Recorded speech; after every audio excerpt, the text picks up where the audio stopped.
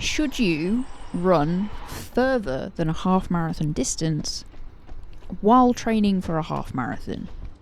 Unfortunately, I don't have a quick answer for you, and the answer I do have is it depends. Oh dear, the answer no one really wants to hear, because it means I'm going to go into way more detail than anybody has time for. But first things first, we need to take a look at your experience level. Are you a much newer runner, or are you someone who has developed an unhealthy dependency on the act of running?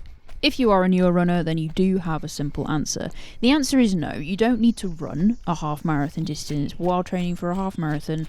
You just need to work on increasing your volume and preferably practice working on the 10k distance before you step up to the half. If you are a more experienced runner, then really we need to take a look at your training frequency. Although we're just going to take a quick aside to have a look at how mad the river was on this run. Look at that. You could do white water rafting. It was like that for the whole way up. Crazy stuff. Anyway, training frequency. If you're running more often, perhaps even as much as 7 days a week, then your body is just going to be able to cope with more load and more volume on your longer runs. And tying into this, we also need to take a look at your overall training volume, because if your training volume is very low, then it's going to be very difficult to even do long runs that maybe even get up to the half marathon distance. In an ideal world, we don't really want the distance of the long run to exceed more than 30% of our overall weekly volume, and we don't really want that long run to exceed 3 hours either, because past that point it just becomes this huge recovery hole that you're dragging yourself into that you might not be able to climb back out of in time to get any good training done over even the following couple of weeks. It might even linger with you for as much as a month. And if the long run doesn't meet these criteria, it can create what we call a load spike. This is where either the volume and potentially the intensity of your training suddenly increases above a point where your body is used to tolerating. And essentially what happens when load spikes occur is it massively increases the risk of developing an injury. The other thing to consider alongside all of this is what your goals actually are.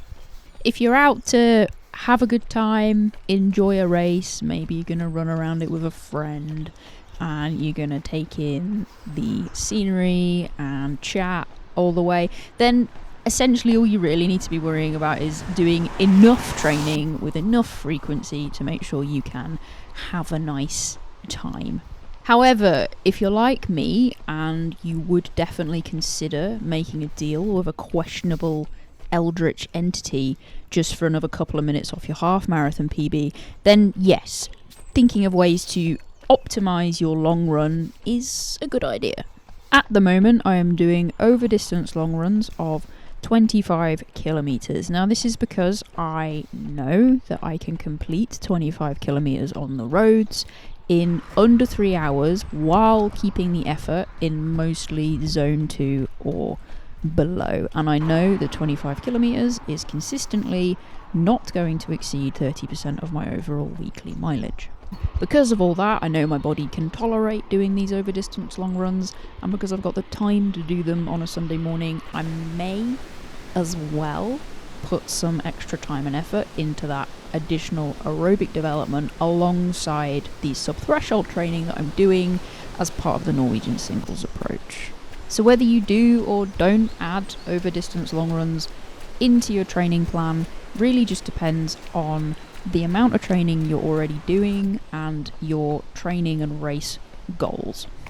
Ultimately, you should still aim to try and be as consistent as possible with your training, regardless of whether you're just running for enjoyment or running for performance. If you're training consistently, it reduces your risk of injury, which means you can get out and do the things you want to do without disruptions. I'm going to stop nattering now. I just wanted to try a little bit of a different video format this week before we get into the final stretch leading up to the half marathon, but we will have a chat about how training has been going next week.